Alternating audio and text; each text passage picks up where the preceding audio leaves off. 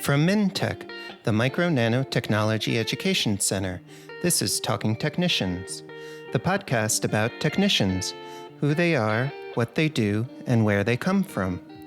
I'm your host, Peter Kazarnoff. I teach technicians and engineers at Portland Community College. In each episode, you'll meet a working technician and hear their story. That means real interviews with real technicians about real jobs. At the end of each episode, you'll hear actions you can take if you want to be a technician too. In this episode, you'll meet Emily. Emily is a facilities engineer at the Intel Corporation in Phoenix, Arizona. Emily, welcome to Talking Technicians. Thanks, Peter. I'm glad to be here. Emily, I'm so glad that you're here and that we get to talk about your career journey and what ultimately brought you to Intel. But before we go into that, you live in Phoenix, Arizona. How long have you been there for and what brought you there? I've been in the Phoenix area for about 2 months now. I'm originally from Northeast Ohio, and I've been here for the duration of 2 months, partially because I wanted to explore nature and the surrounding national parks, but mostly to pursue my job at Intel. So, Emily, you work as a facilities engineer at Intel. Can you just describe a little bit about what that means as compared to other job roles? And then after that, let's talk about your career journey and how you got there. Sure. So, as a facilities engineer currently, with only 2 months of experience, my current day-to-day is a lot of morning meetings discussing pass downs. So, that's sharing information from one shift to another to make sure that everybody's on the same page about what something might have happened, if any errors or quality faults might have occurred. And I spend a lot of time currently doing online safety trainings and reviewing content for certifications.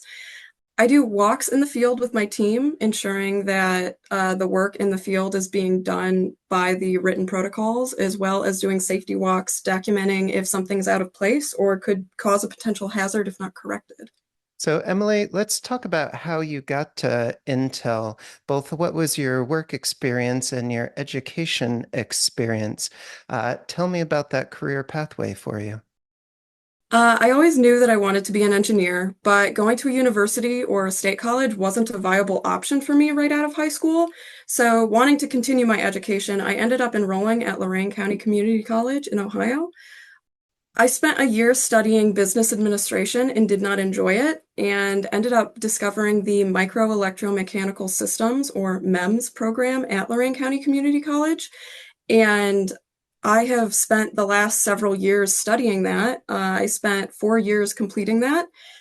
I started with the MEMS program, and I was excited because part of the reason why it's such a unique program is that you start day one, semester one, in a clean room and using tools and spending time in a clean room, learning how to use skills and practical tools to be able to work in everyday life.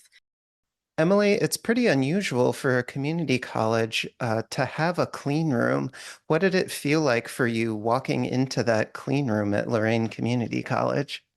I initially was a bit overwhelmed. It's a little bit scary walking into a space that is tinted an orange color. The whole room is kind of a orange amber light, and that is to prevent the premature curing of specific materials.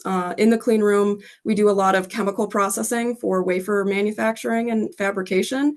And we use things that are cured by UV light. And so there are coverings and specific light bulbs we use that make the clean room appear to be a more amber color so we don't accidentally cure some of the chemicals we're using. So, Emily, besides the lighting sort of looking weird, did you have to dress up in anything different when you go into the clean room? How did that work? You're wearing a really unique and different outfit, including a frock, which is kind of like a big apron, but it covers your whole body. You're wearing things like a hairnet to prevent hair and dandruff from touching any processes you're working on. You're wearing gloves, a face mask. Sometimes that includes a beard covering if you have facial hair, sometimes booties. To cover your feet if there are any sort of, if there's rain or snow outside. You're wearing a lot of different equipment to prevent any outside particulates or just various factors that you want to avoid in the clean room space from hindering any processes going on inside. And Emily, when you were inside that clean room, could you clearly tell who all of your classmates or instructors were? Or when you wear all of that, does it kind of make everyone seem a little anonymous? It gets better with time. It's definitely difficult going in your first couple days when you hardly know the faces to names of people when you can see them out in the lecture hall anyway. But it ends up evolving that you end up learning people's glasses and their eye color. So when your body is primarily covered by all of this gear, you are typically looking at the eye slits that are visible and you remember somebody's name based off of what their eyes or glasses look like. So, Emily, it sounds like maybe it feels a little silly wearing all of this equipment when you first start and you first go into the clean room. But how does it feel now getting all suited up? So I have actually not worked in the fabs here at Intel yet. That is not something that I was particularly fond of in school. It was a great experience. I really enjoyed learning about wafer fabrication and processing, but it wasn't a process that I was particularly interested in. With time, I ended up being fine in all of the clean room clothing, but it's just the work that didn't interest me.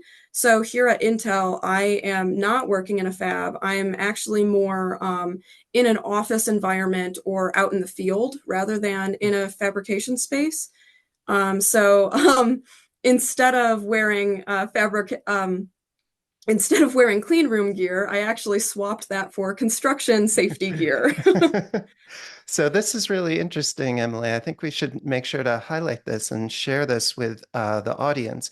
So not everybody that works in the fab, in the microchip factory at Intel has to dress up in the bunny suits. Can you describe other sorts of roles besides yours that aren't people that have to dress up in those bunny suits and work on the inside of the clearing room?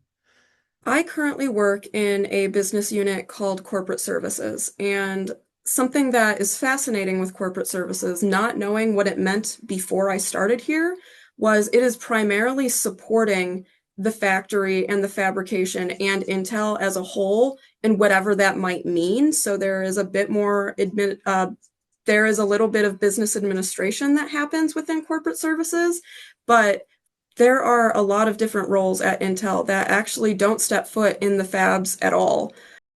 You don't have to work in the clean room when you work at Intel. There are a lot of different roles that you can do. I think that's a really good thing to highlight because I agree. I don't think all of the students that like stick on that white suit necessarily want to work that way every single day of their working life. But there are plenty of different other roles that you can have.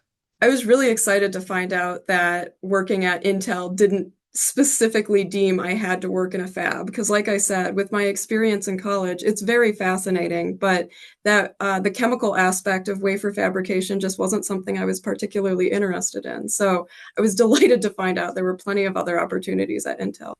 Emily, let's talk a little bit more about your education. So, you mentioned that you were one of the first women that came out of that program. What were some other challenges or roadblocks when you were working through that MEMS program at Lorraine Community College? Being one of the only women in a classroom is always a little bit daunting. I think that goes for any space, but especially a space in which you are more vulnerable because you are completely at a different knowledge level than the people around you, and you're doing your best to absorb the information that you can. I think one of the challenges for me at the beginning was learning how to advocate for myself and others while also learning how I learn.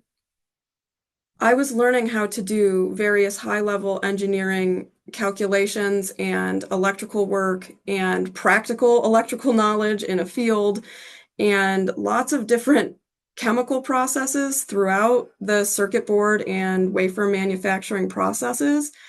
And this work was not easy. So it was difficult to find how I best learned in this environment, but then was also able to thrive as one of the few women in it. Emily, you mentioned a bunch of different technical skills as well as working in the clean room, but how are interpersonal skills important in your work? Some people call these soft skills. As a community college graduate, how do you use those kind of soft skills or professional skills in your work?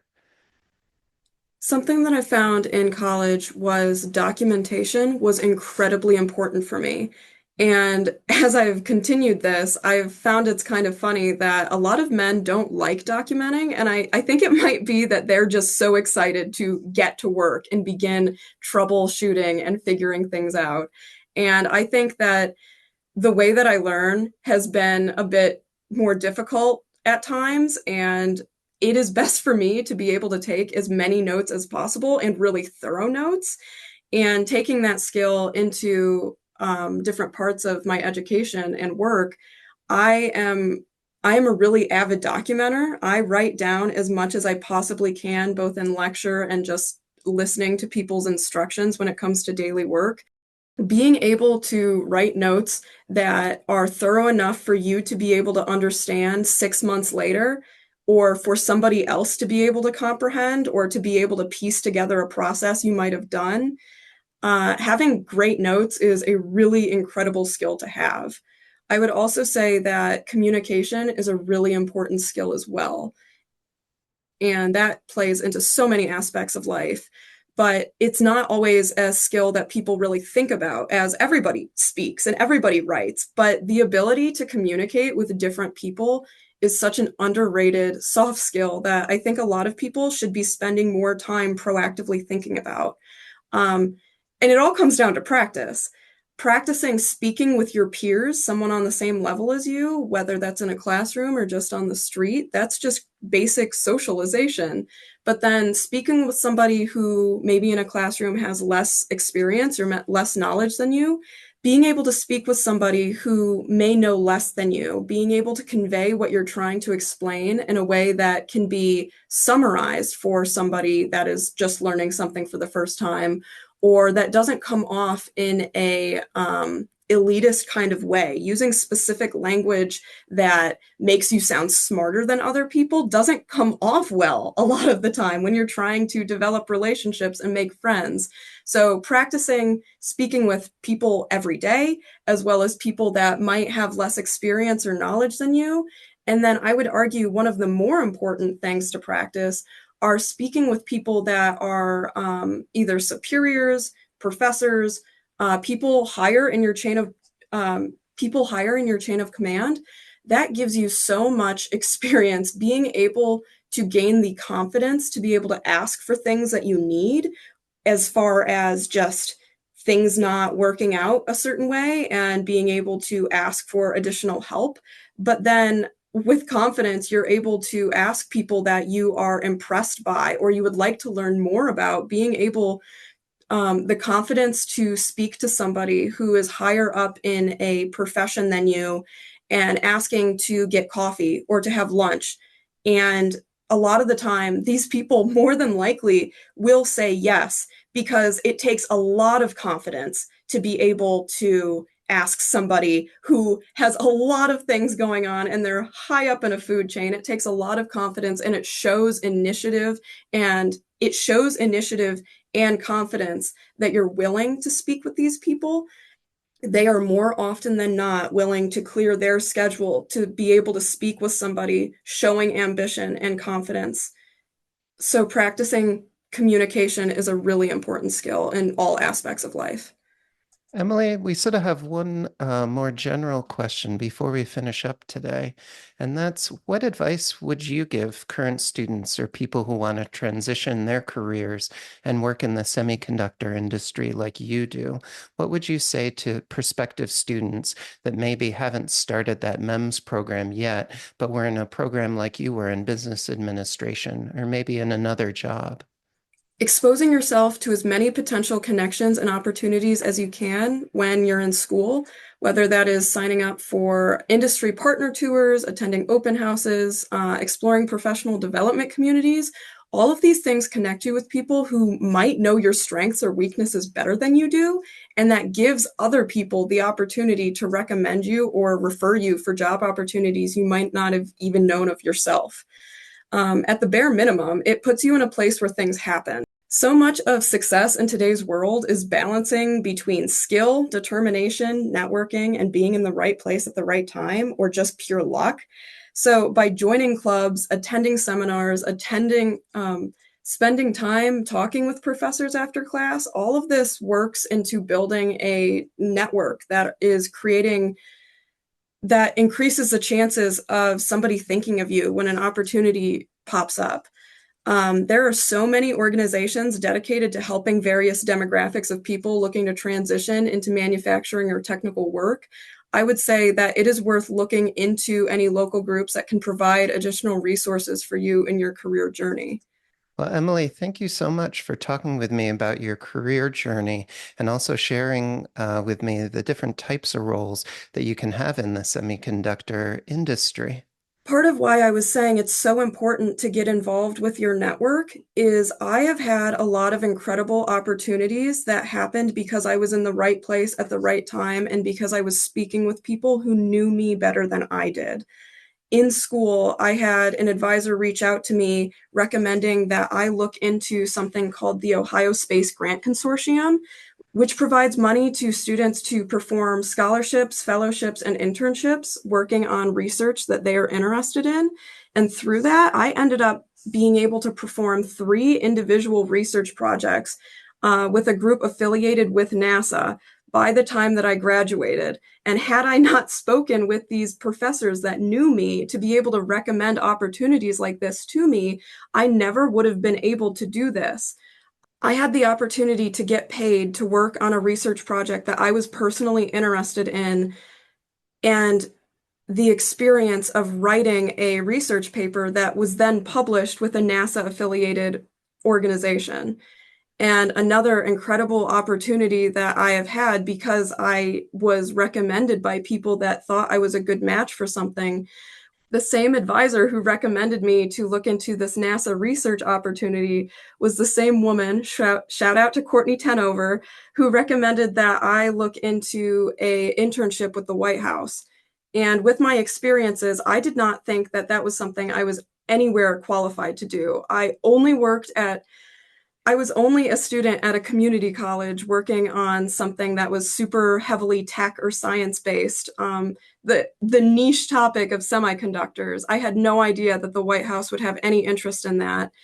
But the Office of Science and Technology Policy at the White House is a group that is specifically interested and dedicated towards science policy being rolled out in an equitable and beneficial way for all Americans. And with my experiences as somebody in a community college, which is something the Biden-Harris administration cares deeply about, and with my very niche degree being semiconductors, I was able to speak about my experiences at the community college and my interest in the fact that the domestication of manufacturing in the United States is such an important thing, both for bringing jobs for American people within manufacturing and the semiconductor industry, as well as a matter of as well as it being a matter of national security, making sure that we are able to get the chips that we need for our every device that we use in daily use from American companies. And so, Emily, you actually worked with the executive branch of the federal government as one of your projects when you were a student. In the fall of 2022, I actually relocated to Washington, D.C., and I spent a full 3-month internship working in the executive office of the president within the Office of Science and Technology Policy as a communications intern. That's amazing. What did that experience feel like working within the federal government and particularly within the executive branch, like the president's office? I wasn't actually working in the office of the president. He has a lot of security preventing that. But It was an absolutely incredible experience. One of my favorite takeaways that I learned was the federal government is actually literally just a big office building. I think that is so fascinating when you think about what people perceive the government to be.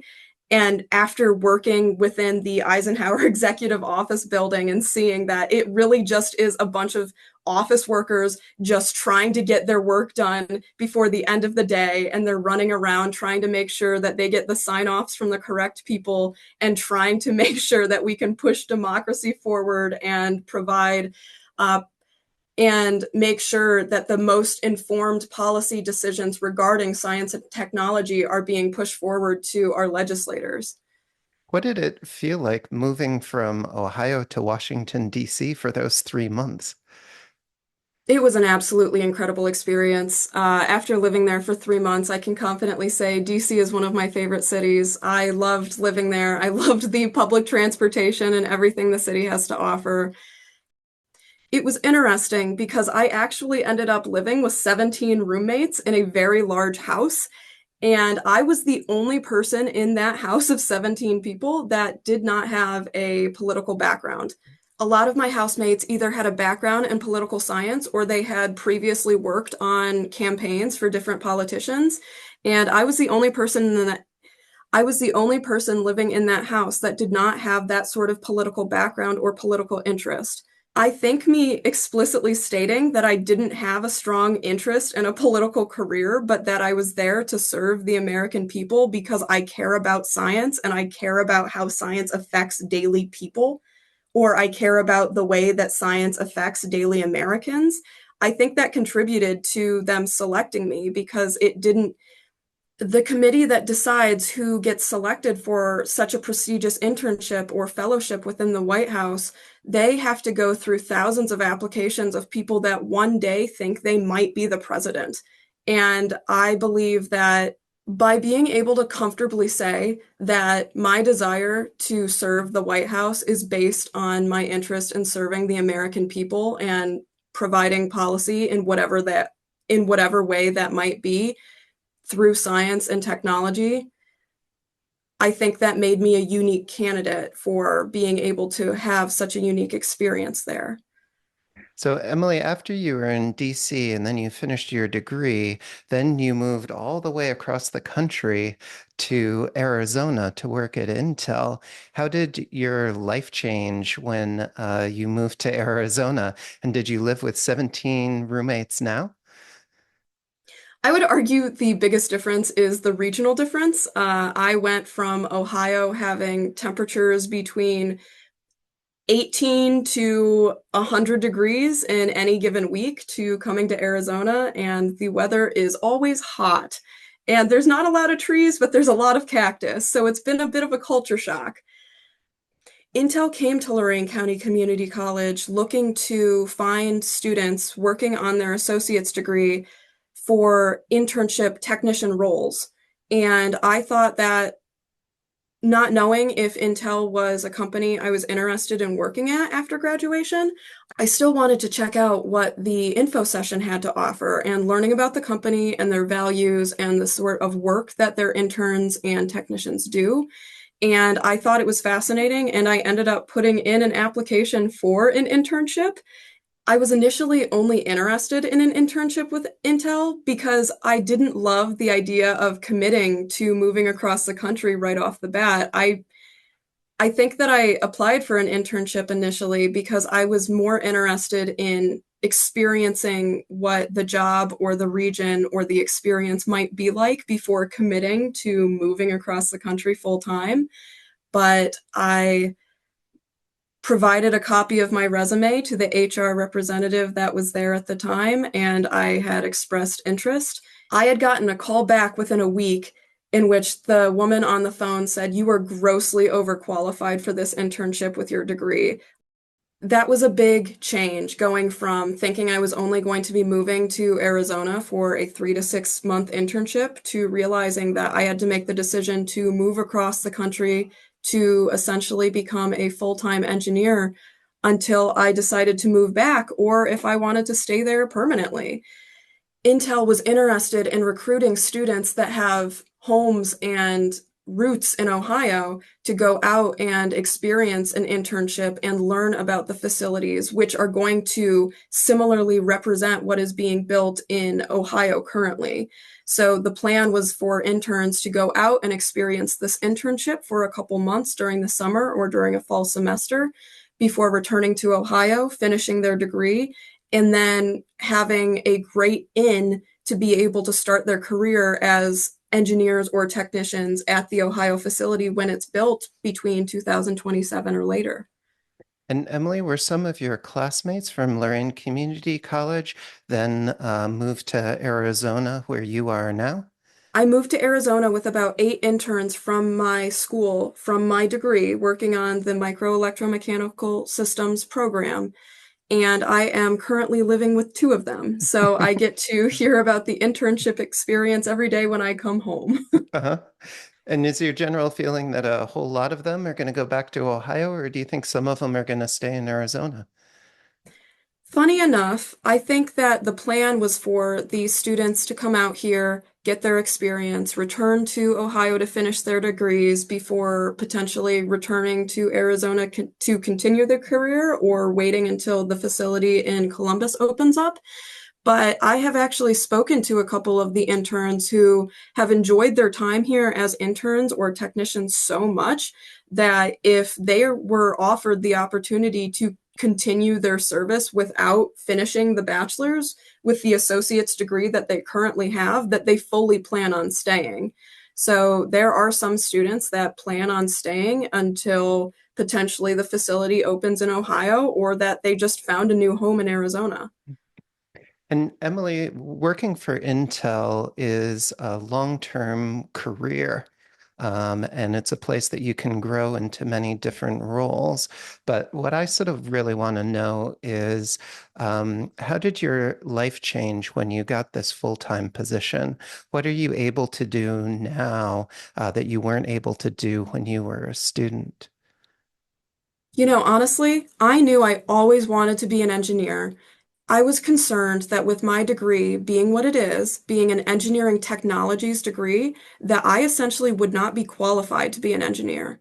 And the reason why I say that is because I have now worked with both NASA and the White House as two federal programs. I learned that working adjacent to NASA, that NASA being a federal program currently only recognizes engineering degrees as eligible candidates for engineering. And my current degree is listed as a engineering technologies degree. And I was afraid that with that being said, I essentially wouldn't be eligible to be hired by NASA as a scientist or a researcher. I would only be eligible to be a technician. And technicians are incredible and they are the heartbeat of so much that is going on with manufacturing and research. But I know that where my heart is that I better align with some of the more engineering roles. When I found out that federal roles are typically reserved only for people with 4-year engineering university degrees, I was disappointed to find out that might have really limited my potential. So, realizing that right now, with my current degree, before I go for my master's, the federal path might not be the best choice for me. So when I found out that Intel, being a private company that doesn't have the same expectations or regulations that the federal sector might have, that they fully see me as an engineer. It's not a matter of what my paper says. I am just as qualified, if not more, in some regards to some of the people that might have gone for engineering degrees at universities. And the explanation in that is that from the first day, first semester of our coursework, we are in clean rooms getting that experience. We are using tools and equipment that some programs actually don't have their students utilizing until like their junior year. A lot of the university engineering programs are very theoretical and not as practical, which is a benefit to community college as we are getting so many more practical skills right off the bat. Emily, do you have any advice for faculty at community or technical colleges? You've had a lot of experience so far, and now you're working at Intel. Is there anything that you would say to those faculty members that are going to be teaching the next generation of technicians and engineers? I would say, unfortunately, with the lack of experience that community colleges as a whole have had with some of the clean room or technical experiences offered within semiconductor manufacturing, there is not a lot of public or free information out there. And so I would say to hold on and hold tight, that it will get better. Um, Colleges like mine, there are people at colleges like mine in the Lorain County Community College program that are trying to make, there are people working towards trying to make course curriculum and equipment lists and various things to make clean room and semiconductor manufacturing course opportunities more accessible to all people across the country. So right now, there's not a lot of free and accessible information, but there are people genuinely working towards trying to make this, trying to provide as much information to people as we can.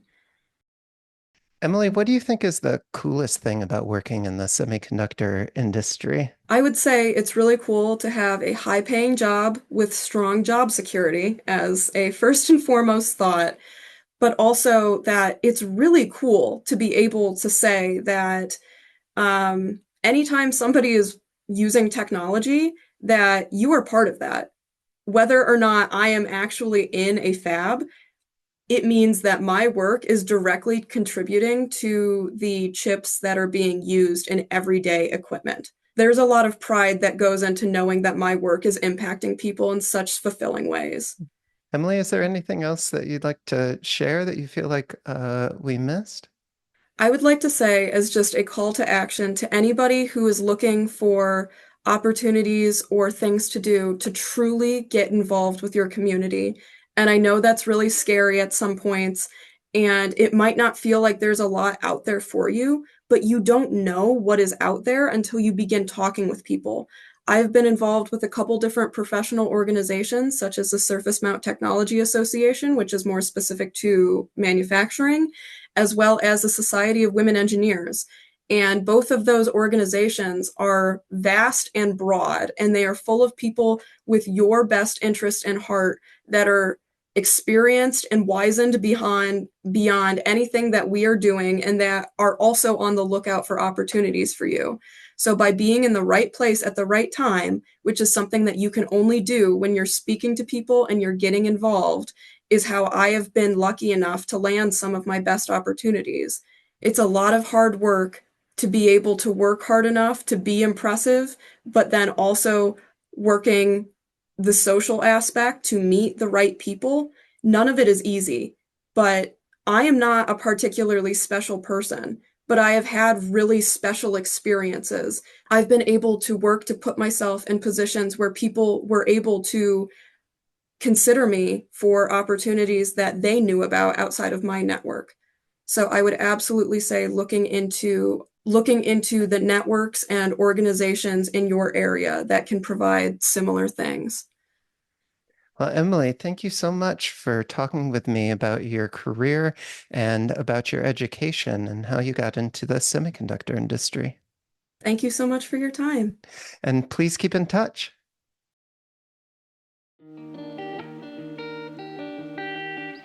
Talking Technicians is produced by MNT-EC, the Micro-Nano Technology Education Center, through financial support from the National Science Foundation's Advanced Technological Education Grant Program. Opinions expressed on this podcast do not necessarily represent those of the National Science Foundation. Join the conversation. If you are a working technician or know someone who is, reach out to us at info@talkingtechnicians.org. We're always looking out for great guests to share more stories with you.